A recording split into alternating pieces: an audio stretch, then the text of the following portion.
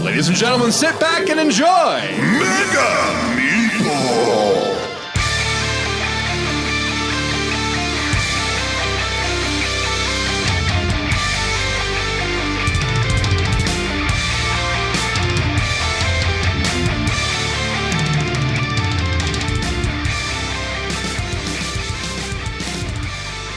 Greetings and welcome to the Mega Meeple, the show all about gamers and the games that bring them together. This is episode 57. So yes, so we got a neat thing going on. It's going to be uploaded to the website soon. www.themegameeple. It's all one word. The Mega Meeple. And not too long ago, Geek and Sundry had an article about they call her DnD grandma. She's a 74-year-old grandma, and she has gotten the Dungeons and Dragons bug, or dragon, I should say, bit her, and she fell in love with it, and now she's rolling dice with the best of them. And I reached out to Grandma and requested if she'd be interested in being a guest on the show. And she says she's very excited to do so. But I think she's still kind of not quite used to the sudden notoriety and fame that has become her. And all the attention that she's getting, but she said she wasn't quite ready to do an actual audio, podcast interview. So I said, well, what do you think? Would it be okay? Would it be more comfortable for you if I submit to you a bunch of questions, and you just type down your answers when you're ready and send it back to me, and if I have your permission to put a written interview on as like part of my blog on the website. And that was something that was more to her liking and comfort level. So I was like, cool. So yeah, because I at least wanted to get some kind of interview of feedback and insight from her, because I've always talked about gaming being a social activity, not only between friends, but among family members as well. So I've always perked up and taken a notice when, with parents are gaming with their children, or in this case, you got grandparents, you got the 20, 30, 40 years old, and you got the kids, you got the multi-generational spread at the gaming table, and they're all sitting down, rolling dice and slaying dragons and having fun, doing an RP. In this case, it's an RPG. I don't think she's done much with board games, but still, it's a gaming community getting together. And when you got family members and friends that span like 3 generations, that's something to toot your horn about, I think. So I sent D&D Grandma some questions. And like within a day or so, she sent me a bunch of answers back. So go to the website and check that out. She has a lot. I think you'll find her responses to be very enlightening and insightful, and also encouraging. She has some very encouraging words of what she would tell other people with as far as gaming with family members and your parents or grandparents or whatever. So anyway, it's a really cool interview. So I encourage you to check that out on the website under our blog page. Every single hour in a FLGS, a gamer plays a new game.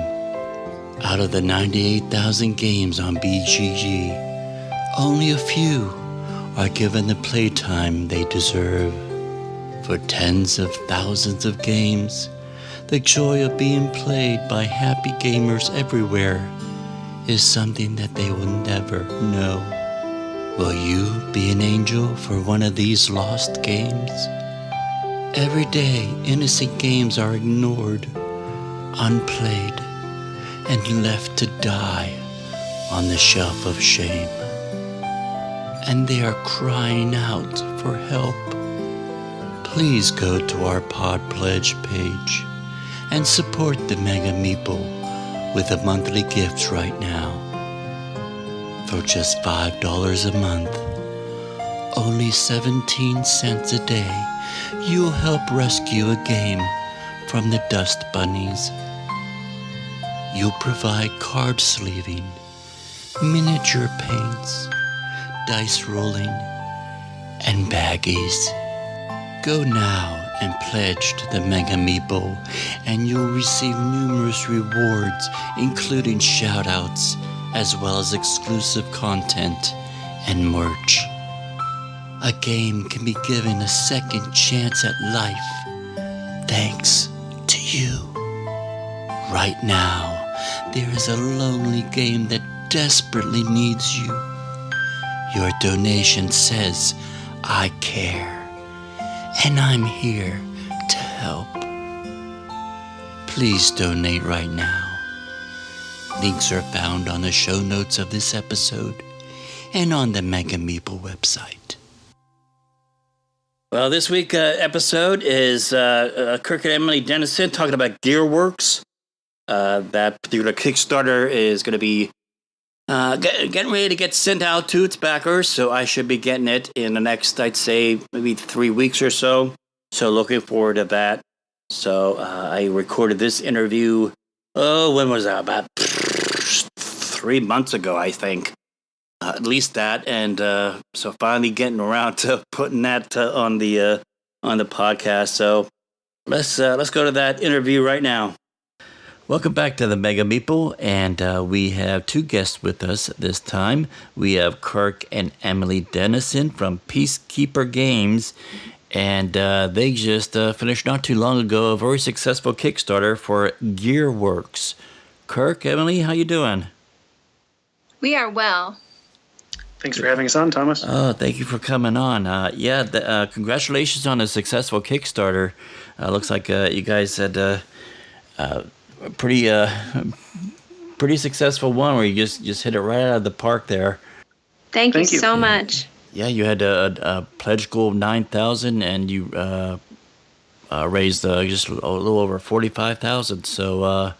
Yeah, this puppy's going to see the light of day. Thank you, thankfully. And now, how did you guys get into gaming? Is one more into gaming than the other, or one introduced the other into gaming? How did you guys meet? Well, we met when I was in school and Kirk was working for a local software company, and I didn't know that Kirk enjoyed playing games as much as he does until actually after we were married. So when we dated, we played Scrabble a couple of times. And then when we got married, I realized that there was a little bit more than Scrabble coming my way. So, Kirk, how did you keep that a secret? It is funny to think about. I was working a job where I was a bit stressed and gaming was falling on the wayside, and I met Emily. So I, at that time, only had enough energy for limited things, and that happened to focus more on spending time with her and less on hobbies. And then after I left that job, I started to have more time to get back into doing other things I enjoyed. But by that point, I'd already been dating her for quite a while, and for some reason, I just didn't really get into that too much until after we were married, and I kind of relaxed even more and got back into hobbies. All right. But it was there were a few early games that were, I guess, the fall type of games that I didn't really matter what they were. They just were more complex and different than what she was used to, so they weren't going to be games we would be able to continue playing. But thankfully, somehow she latched onto Dominion quite early, and since then we've been able to enjoy playing all sorts of games together. That's cool. Usually it's like one partner or the other, and most couples, when I knew growing up, it was usually the husband that was in the games or whatever, and the wife would be like, you keep that stuff out of the house. We'll give you a room in the corner of the house so you can do your game in there, but you don't bring that into it. So it's neat when I see couples being able to game together and have common interests. Yeah, we enjoy that. Before our son was born, we probably played a game together 3-4 nights a week. Now that he's about a year and a half, we probably play games 2 weeknights a week, maybe on the weekends as well. Yeah, I can understand that. So now, when and how did you guys come up with the Piecekeeper games? Back in 2015, one day I just had an epiphany that there were no good Capture the Flag games, and I decided that day I was going to start making a Capture the Flag game. Some people might say that's a little bit silly, but I started prototyping that game within 15-30 minutes. Now, mind you, I'd never even tried making a game before, but I just had this idea. And then we launched a Kickstarter for that game in March of 2016. And then we started branching out into other games after that. So that was our first foray into publishing. And then we came up with Gearworks in 2016, and also we came with Gearworks in 2017, licensed a couple games in 2017, and things have really been moving along more fluidly at this point. Okay. Now tell me about how you came up with the idea with the Gearworks and the whole steampunk motif. Sure. So just to clarify here, Gearworks is our game that was on Kickstarter most recently. The game I mentioned a moment ago was just how we started getting into publishing. Gearworks is a puzzle-y style game that I like to say it's a bit of a mix between Sudoku with a nice steampunk theme integrated with it. It actually was developed without a theme. Usually we develop our games with a theme in mind and build the game around that. This happened to be one that we started pushing some cards and tokens around, and something was interesting there and came together rather quickly. We were searching for a theme, and a designer for one of our other games, Stan Kordonsky, actually suggested that the way that we were interacting with cards would work well with gears working together, and we started exploring a steampunk theme for the game. It turned out that the steampunk theme actually fits exceptionally well with how the game works, and the game is actually very mechanically intertwined with the theme, more so than most games I'm familiar with, because you actually twist gears in the game to show that you're taking control as being the last person to play in different areas of the grid, and then that fits in pretty well with tinkering on a machine. Okay, well that takes us into the mechanics, and so tell us how the game works and what the victory conditions are, and what the mechanics are in the game. So it's a 2 to 4 player game. Each player has a hand of cards with numbers and suits. There are 5 suits, and you set up the board in a grid where there are either 4 or 5 columns and 5 rows. 4 rows. 4 rows, thank you. And each player on their turn plays a card in the grid, and there are placement rules where you have to play numbers in ascending or descending order in the rows, and the columns you can't play the same suit twice. So when you play a card, you take control of the column and the row in which you played. And at the end of the round, you collect parts tokens corresponding to the row or column that you had control of when the round ended. So you end up having goal cards also, which if you complete, you need one part or 2 parts, one from a column and one from a row. And if you complete those, that's worth the most points.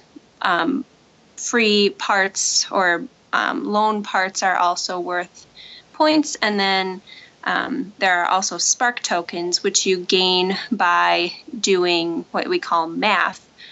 Those are also worth points. Okay. Now, are you able to use? I see here that they have these cards called contraptions. Are you able to use like gears that you score on the mat to make the contraptions, or how do those work? So the parts tokens that you gain at the end of each round, you complete the contraption card. That's the goal card, which I was talking about. Oh, okay. So those parts are used to complete the contraption. All right. And this is, do you have a solo variant to this as well? We do. We have a solo variant for the game. So the solo mode, you are playing against one of the contraptions you create during the game that turns on you and gets its own life and decides to wreak havoc in the workshop. And it's a mechanical Leviathan you play against. So you are trying to fix this machine before the Leviathan just wreaks havoc on your machine. It's actually, I think, a fairly challenging solo game if you're playing it on the top modes. There are 4 different levels of difficulty. So hopefully gamers will appreciate having a variety of challenges playing in solo player as well. Definitely. People are able to late pledge.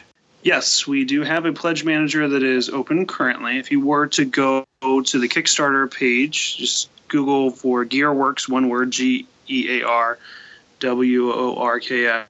Gearworks Kickstarter. Go to the Kickstarter page. There's a link to late pledge, and then you can sign up with your email and get a link to late pledge there. The game comes in either a retail edition or a deluxe edition. The retail edition is a $25 game, and the deluxe edition is a $35 game that adds a plastic tray, deluxe wooden printed gears, and a really cool box sleeve.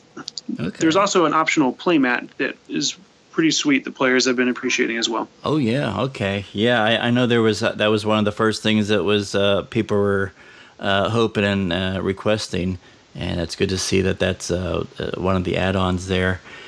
And so now that the people have already pledged on that, they're able to print and play the game right now, I guess, before we get the actual copy. So. Correct.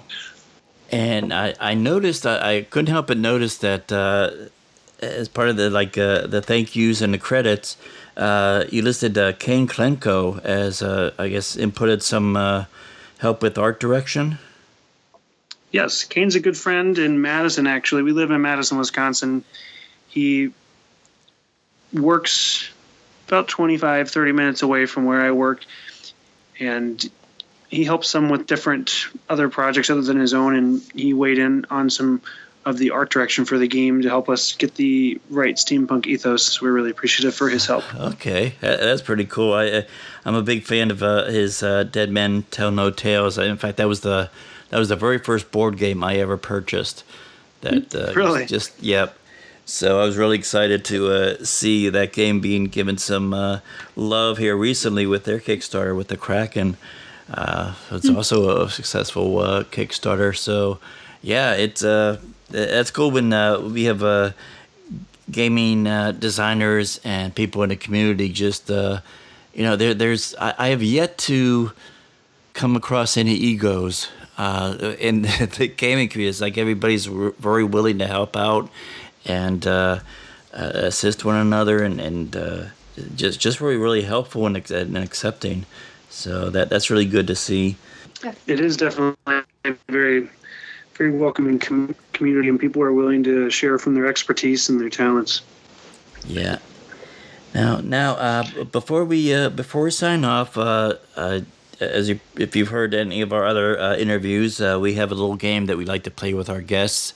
It has nothing to do with gaming, just gives our listeners an idea of who our personality of our guests. So basically, we call it, until we come up with a better name, the Mega Meeple Rapid Fire Round. So there's no clock or anything. It's not timed or anything. But I'll just give you either or, and if both of you could just chime in and tell us which one you would prefer over the other. You up to playing? Yep. All right. Let's see here. Okay, here we go. Wine or beer? Wine. Wine. All right. Sausage or bacon? Sausage. Bacon. Okay. Night out on a town or stay home and binge watch Netflix? Stay home and binge watch Netflix. Probably the same. All right. Cowboys or aliens? Cowboys. Cowboys. All right. And finally, James Bond or Jason Bourne? Jason Bourne. Yeah, Jason Bourne. All right. Okay, thank you. That was cool. Well, Kirk, Emily, thank you so much. Now, if people want to find out more about you, or if they want to go, if they missed the Kickstarter and they want to late pledge, where would they go? Best place to go would just be our website, piecekeepergames.com. It's a play on words. So you got to remember it, PIECE, like a game piece, peacekeepergames.com, and then you can either access us or contact us via email, Facebook, Twitter, whatever you'd prefer that way. There's links to our different games, and you can look at even different games that we enjoy playing that we post about on Instagram, for example. Okay, cool. All right. Well, thank you so much for being a guest on our show. And again, congratulations on a very cool-looking game and a successful Kickstarter. And so if everything goes smoothly, fingers crossed, we have an estimated delivery of July of this year, right? Yes, we're still on schedule for that. We're really excited. Cool. So manufacturing should start here in just over a week or two. Excellent. Well, I'm one of the backers, and I'm a big fan. I'm a big geek fan of steampunk stuff. So looking forward to getting the game and playing it. So thank you so much for being with us tonight. Thank you, Thomas, and thanks for being a backer. Really appreciate it. Thank you, Thomas. All right. Take care now. You too. Bye now. Bye-bye. Bye-bye. All right. Well, thank you so much for downloading and listening. Stay tuned and come back with us next week, as my guest will be Mark Swanson talking about feudum. And that if you played feudum, it's a pretty cool game. But just the aesthetics of it, the board is gigantic, so you have to have a fairly good-sized table to fit the board. But anyway, Mark will be with us next week talking about that, as well as the expansion that's coming out of that very, very shortly. Well, if you haven't already, go to iTunes and subscribe. Listen to us there. While you're there, put out some of that 5-star love and leave us a happy review. Or visit the website. I said earlier, it's www.themegameeple. Check out our interview with DnD Grandma, and also check out my written review of the first shipment of the Table of Ultimate Gaming. I have that there on the review page. Let's try that again. Well, and yes, and also if you want to, you could support us on our Pod Pledge page or Patreon. And also, I have been uploading some videos of the director cut versions of my video segments of the Dice Towers Board Game Breakfast video series. So check that out. But hey, if you can't donate $1 or so a month or whatever via Pod Pledge or Patreon, at least spread the word. Tell your gaming friends about us.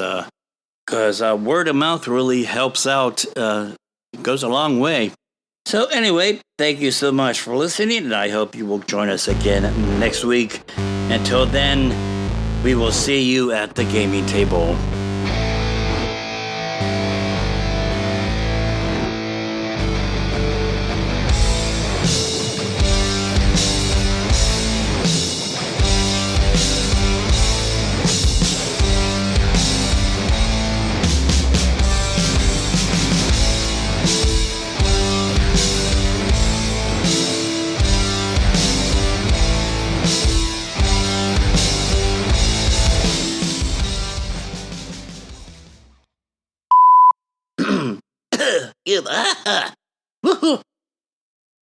All right.